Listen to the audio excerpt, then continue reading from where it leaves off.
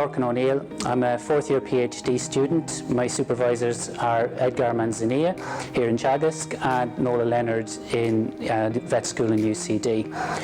My project's studying antimicrobial use and resistance in the pig industry here in Ireland. Antimicrobial resistance is a major threat to human and animal health right now and into the future. It's something that affects us all, and we all have a role to play. One of the farmers who was working with us said to me once, "So you're telling me that in 20, 30 years' time, if we were to look back and ask, was there something we could have done to help stop this?" then the answer would be yes. And that summed up perfectly for me why we need a project like this and what we're trying to achieve. Our first task was to measure the antimicrobial use, because until now we didn't really know what the figure was. And we needed this data to know where we stood as an industry compared to other countries and compared to the other sectors here in Ireland.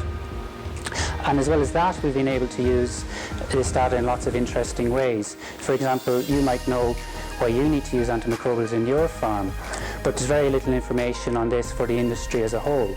So we've just completed a study looking at this, and we found that farms with higher finisher mortality, higher levels of pericarditis, farms experiencing problems with flu, were all using more antimicrobials, and farms milling their own feed were using less. This might not surprise you, but these findings help us identify where we might be able to make some progress. Our next task was to investigate antimicrobial resistance. We looked at resistance in E. coli on farms with low, moderate and high antimicrobial use. We were able to show that in general, the higher the use, the higher the resistance. We were especially interested in resistance to the antimicrobials that are most important in human health. We found that resistance isn't particularly common, but you are more likely to find it in the farrowing house.